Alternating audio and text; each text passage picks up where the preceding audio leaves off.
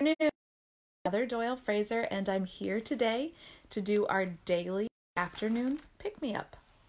I'm going to start with a reading from my book, 40 Weeks, A Daily Journey of Inspiration and Abundance. And I'm also going to start by saying I wasn't here yesterday, and the reason is that I just needed a little and when I opened the book up today, it was the perfect reading for me yesterday. So I'll just get to that. It's week 26, day 4, and week 26, day 5, a time of release. And as you remember, my book is separated into 4 sections: a time of opening, a time of allowing, a time of releasing, and a time of embracing. So this is week 26, day 4. If everything is an opportunity to help you grow and transform into your wonderful, beautiful self, there is nothing that can stop you. Embrace your mistakes and your missteps. They come to you for a reason. Learn from them and start breaking out of the dark. I love that, like a morning breaking out of the dark. Thank you, past self. Thought that was, when I read that, I really me up. So week 26, day 5, the facing page is, have you ever watched a sunrise? It is always magnificently beautiful, each one different. Sometimes coming in fiery with orange and pink and purple, and other days coming in on a whisper in blues and grays and white with a touch of yellow around the edges. And still other days it comes in one way, maybe in a calm, unassuming gray, and then explodes into color just minutes later. And it starts in the darkness. Every sunrise starts in the darkness.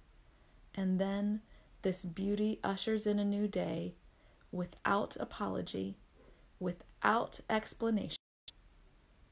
Become beauty today without apology, explanation, and then watch the sunrise.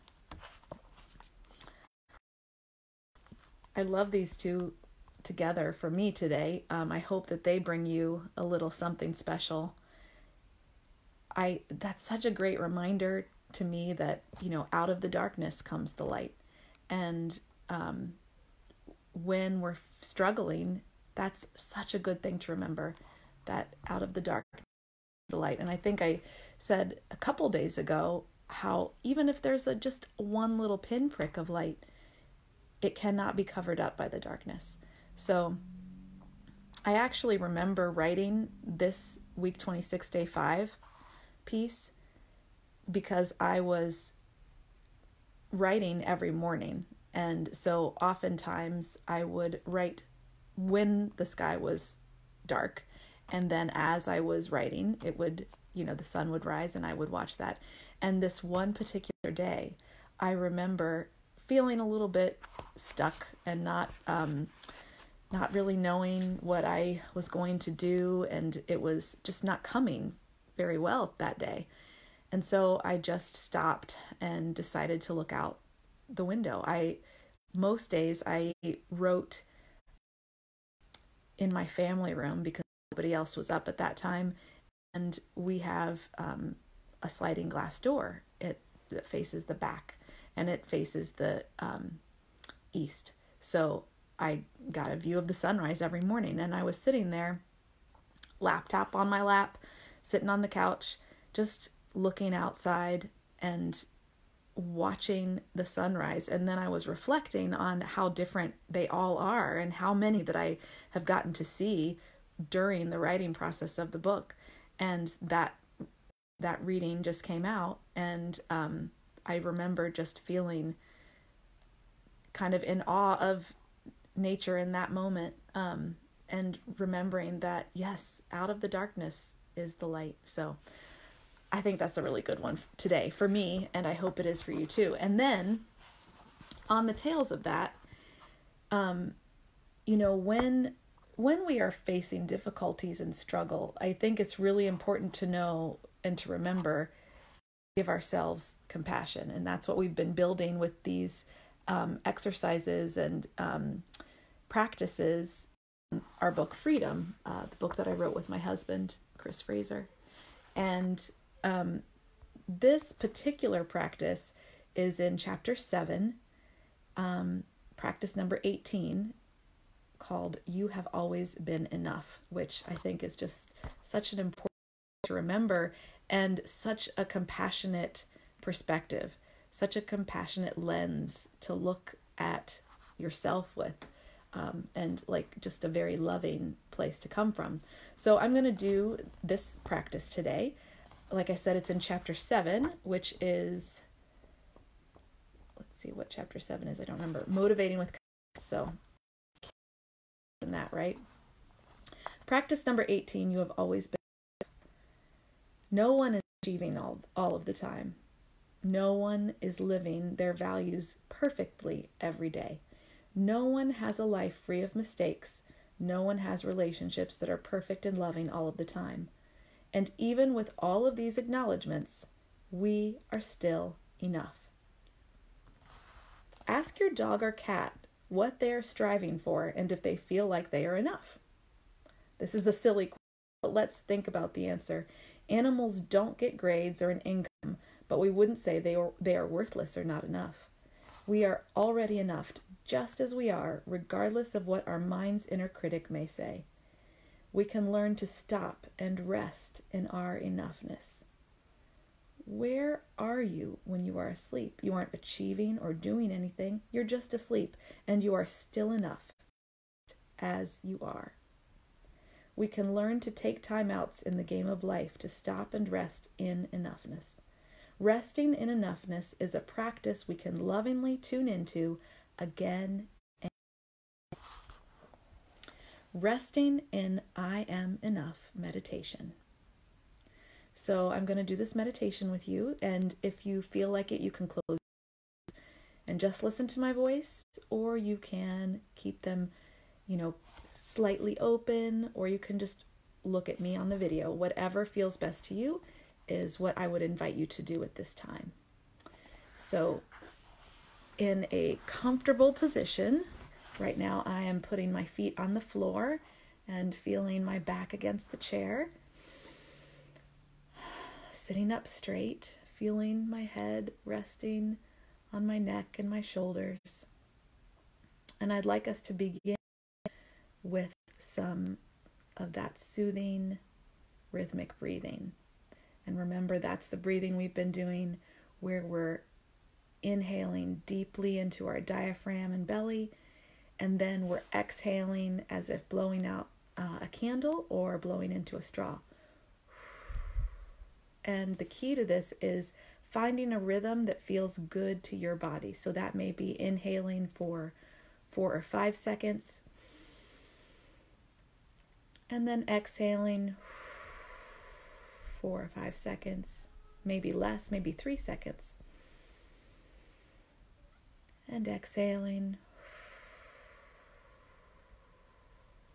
And by doing this, we're purposely slowing down our breathing and finding that rhythm that's comfortable in this moment. And as you are breathing in, you can hear that gentle whisper in your mind, slowing down, slowing down, slowing down. And you can now allow that soft smile to come to your face too, the kind of smile that you would have for a friend that you haven't seen maybe for a long time, or a beloved pet, or a sibling, a child, your spouse, a partner. So as you're inhaling and exhaling, I want you to say that, hear that whisper in your mind, slowing down, slowing down, slowing down. As our mind slows down, our body slows down, and as our body slows down, our mind slows down. Now I'd like you to bring your attention to the soles of your feet, sensation in your feet.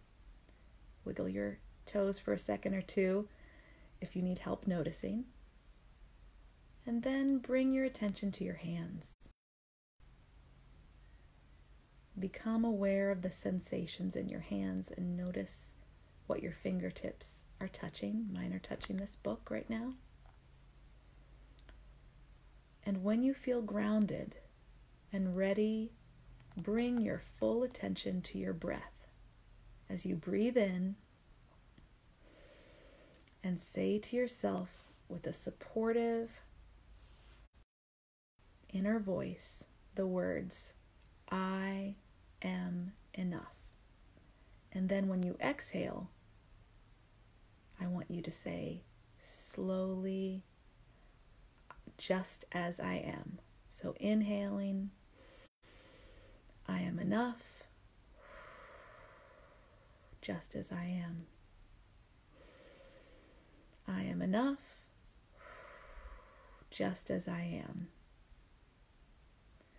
And if it feels comfortable to you, you can put your hand on your chest, on your heart, or on your... And just repeat these phrases. I am enough, just as I am. You can put your hand on your stomach if you like. I am enough, just as I am. And you can repeat these phrases as many times as you need. Some days you may need more, and some days you may need more. This practice is really flexible, and it can be used throughout your day. You can even do it when you're around people. You can put your hand on your stomach.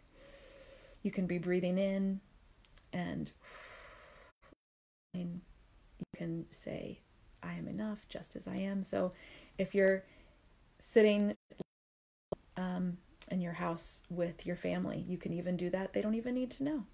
Or if you're on even a Zoom call or something like that, you can still do that. Your inner critic may show up when you first start using this practice. And sometimes it does. It might say something like, no, you're not enough just as you are. But if this happens, let's just try something a little different. Surprise your inner critic by smiling with the calm, wise smile of your compassionate self, and say inwardly, I know you are only trying to help, but we are not stopping, and we are going to breathe this and say these phrases whether you agree or not. The inner critic may stay around for a while like a yappy dog that never bites. After a while, though, the inner critic will start to become bored when it notices that you're not avoiding it or reacting to it with aggression. It will lose it and calmly continue what you are doing. Your commitment to knowing you are enough and that you have always been enough will open up possibility and potential before you and will allow you to see options where none existed before. When you know you have all that you need in this one moment. And that's what we're trying to cultivate right now, is being in this one moment and noticing what's happening right now. And so that's what I'm going to leave you with today. I hope it is helpful. I know it was helpful for me. And I also wanted to just remind you that all the practices in our book Freedom are all available on audio on the book website for free. So that's mindfulcompassionforteens.com. And so anytime, feel free to jump on over there and take a listen. I will see you again tomorrow, and I hope you have a great rest of your day.